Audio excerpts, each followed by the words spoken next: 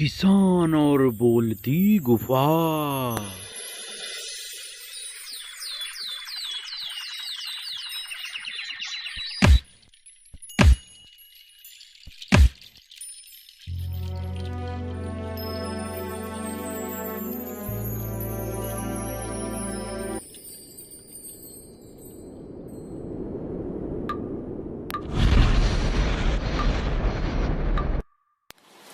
अरे बाप रे बाप, यह तो बहुत जोर की बारिश आ गई। अब तो खेत में काम भी नहीं कर पाऊंगा, लेकिन कुछ देर प्रतीक्षा कर लेता हूँ। हो सकता है यह बारिश थम जाए। इस प्रकार वह किसान काफी देर तक बारिश के थमने की प्रतीक्षा करता है। मुझे नहीं लगता कि अब यह बारिश रुकेगी। मुझे जल्दी से अपने घर चले जाना चाहिए, नहीं तो मैं बीमार पड़ जाऊंगा। फिर वह किसान बारिश में ही वहां से अपने घर की ओर निकल पड़ता है।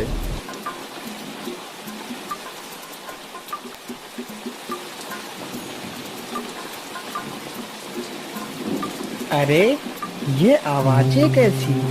मुझे लगता है यह आवाज इस गुफा से आ रही है, लेकिन यह आवाज किसकी हो सकती है? तभी वह किसान छिपकर आवाजें सुनने लगता है। तभी गुफा से एक तेज रोशनी निकलती है। अरे, यह प्रकाश कैसा? मुझे लगता है गुफा के अंदर कुछ ना कुछ तो जरूर है। चलो चलकर देखता हूँ।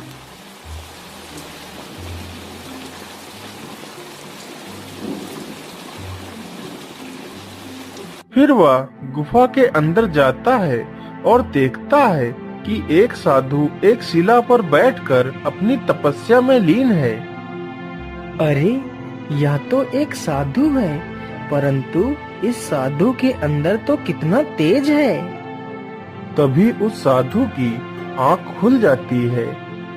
कौन हो तुम और इस गुफा में क्यों आए हो? बाबा, मैं एक किसान हूँ और मैं अपने खेत में काम कर रहा था। तभी भारी वर्षा होने के कारण मैं यहीं से गुजर रहा था, तो मुझे इस गुफा से कुछ आवाजें सुनाई दी। तो मैं इस गुफा में ये देखने आया था कि आखिर इस गुफा में कौन है। लेकिन बेटा, तुम्हें इस गुफा में नहीं आना चाहिए था। यह गुफा बहुत ही खतरनाक है। चले जाओ यहाँ से। ठीक है बाबा, मैं यहाँ से चला जाता हूँ।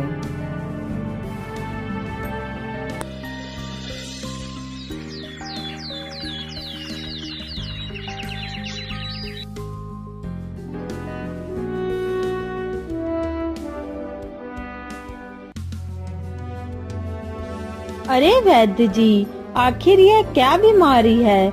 महाराज को 2 महीना हो गया है इस बीमारी से ग्रसित हुए, परंतु आप लोग इन्हें स्वस्थ नहीं कर पा रहे हैं। क्या करें महारानी जी, हम तो अपनी पूरी कोशिश कर रहे हैं कि महाराज जल्द से जल्द स्वस्थ हो जाएं। परंतु महारानी जी, यह बीमारी कोई नई है। इसका इलाज मैं सही ढंग से नहीं कर पा रहा हूँ।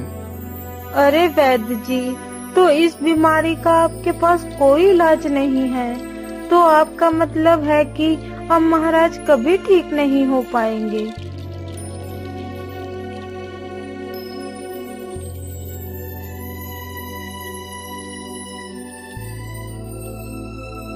अरे भाग्यवान, आज इतना समय हो गया और तुम अभी भी सो रही हो।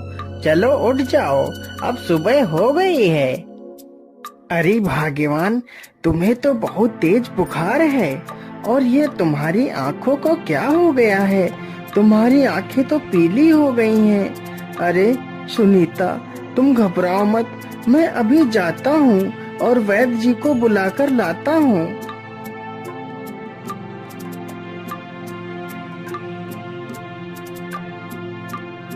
वैद्य जी जल्दी चलिए।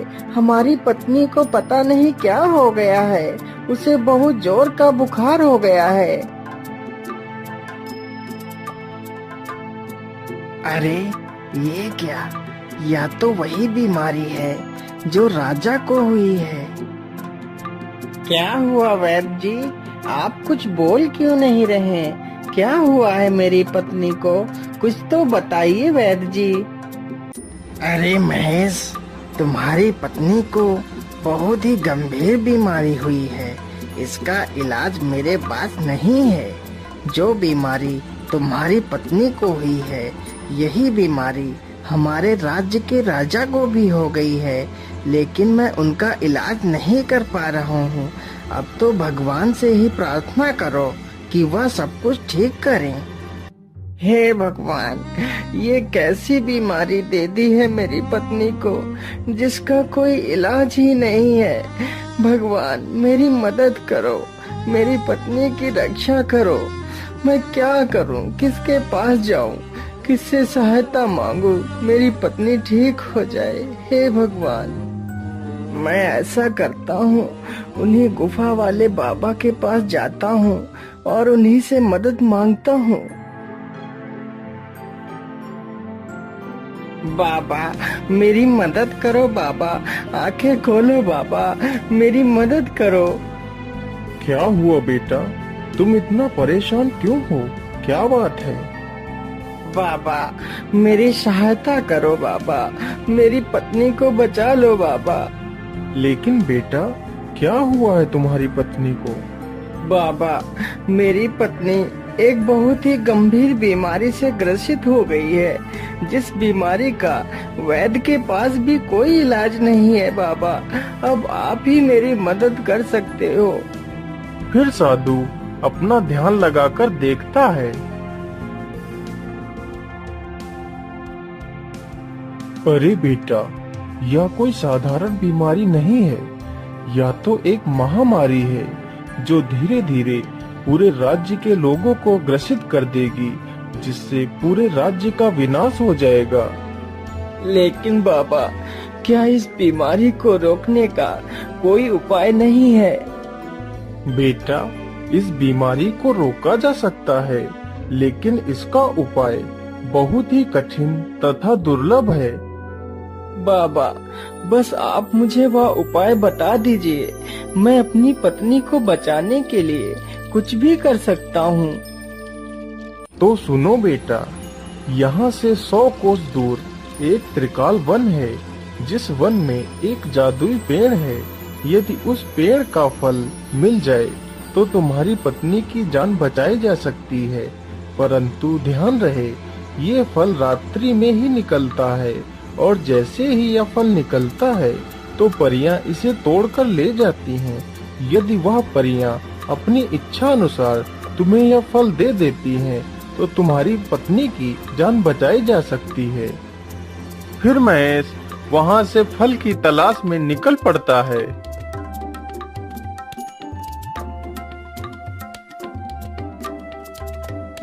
अरे यहाँ तो सारे पेड़ एक समान ही हैं। क्या करूं, कैसे ढूंढूं उस जादुई पेड़ को? उसे जंगल में घूमते घूमते शाम हो जाती है, परंतु जादुई पेड़ कहीं नहीं मिलता। अरे वह जादुई पेड़ ढूंढते ढूंढते मुझे शाम हो गई है। अब यदि मैं जंगल में घूमता रहा तो मुझे जंगली जानवर नुकसान पहुंचा सकते हैं, इसलिए मुझे किसी न किसी पेड़ पर चढ़कर बैठ जाना चाहिए। फिर महेश एक पेड़ पर चढ़कर बैठ जाता है। अरे ये प्रकाश कैसा? मुझे लगता है कि वह जादुई पेड़ यही है। चलो इसके पास चलता हूँ। जैसे ही महेश जादुई वृक्ष के पास जाता है, तभी वह जादुई फल निकल आता है। तभी वहाँ पर 2 परियां आ जाती हैं और फल को तोड़ लेती हैं। अरे परी देवी, मेरी सहायता करो, मेरी मदद करो परी देवी। कौन हो तुम और इस समय तुम इस डरावने जंगल में क्या कर रही हो? हे परी देवी, मैं यह जादुई फल लेने आया था। मेरी पत्नी एक बहुत ही गंभीर बीमारी से पीड़ित है, उसे इस फल की आवश्यकता है। कृपया यह फल मुझे दे दीजिए परी देवी। ठीक है, हम तुम्हें यह फल दे देंगे, लेकिन यदि तुम मेरी 2 पहेलियों का सही उत्तर दोगे तभी हम तुम्हें ये फल दे सकती हैं। ठीक है परी देवी, मैं आपकी सारी पहेलियों का जवाब देने के लिए तैयार हूँ। पूछिए परी देवी। तो सुनो मेरी पहली पहेली, वह क्या है जो कोयले से भी काला है? महेश कुछ देर तक सोचता है। हे परी देवी, कोयले से ज्यादा काला कलंक होता है। यदि कोयला इंसान के ऊपर लग जाए तो उसे पानी से साफ किया जा सकता है, लेकिन यदि किसी इंसान के चरित्र पर कलंक की कालिक लग जाए तो वह कभी नहीं छूटती। हाँ हाँ, तुम्हारा जवाब तो एकदम सही है। मेरी दूसरी पहेली सुनो। 4 टांगों की हूँ मैं ऐसी, छलनी के सब मुझ में छेद, पीड़ित को आराम न देती, बतलाओ तुम इसका भेद। हे परी देवी, इसका सही उत्तर 4पाई है। हाँ, एकदम सही जवाब। तुम्हारे दोनों जवाब बिल्कुल सही हैं। तुम बहुत ही बुद्धिमान हो। मैं तुमसे बहुत ही प्रसन्न हूँ, इसलिए यह फल मैं तुम्हें देती हूँ।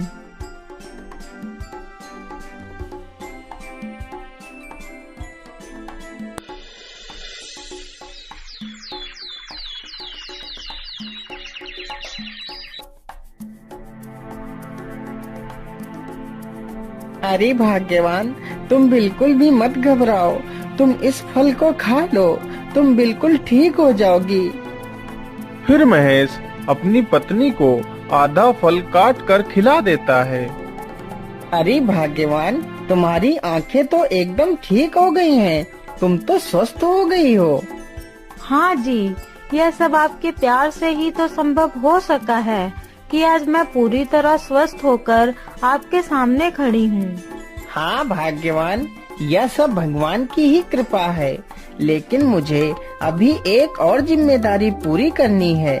मुझे यह आधा फल हमारे राज्य के राजा को खिलाना है, वह भी इसी बीमारी से पीड़ित हैं। फिर महेश वह आधा फल लेकर महाराज के पास जाता है।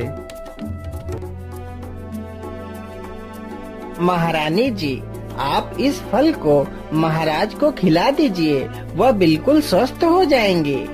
फिर महारानी वह आधा फल राजा को खिला देती है। अरे महारानी जी, मैं तो बिल्कुल स्वस्थ हो गया हूँ। यह तो चमत्कार हो गया। मैं तुमसे बहुत प्रसन्न हूँ। जो काम अच्छे अच्छे वैद्य नहीं कर सके वह तुमने कर दिखाया, इसलिए तुम मुझसे कुछ भी मांग सकते हो। महाराज, मुझे कुछ नहीं चाहिए। आप हमारे राज्य के राजा हैं। यदि आप स्वस्थ नहीं होंगे तो हमारे राज्य की देखरेख कैसे कर सकते हैं? यदि आप सुरक्षित हैं तो हमारा राज्य सुरक्षित है।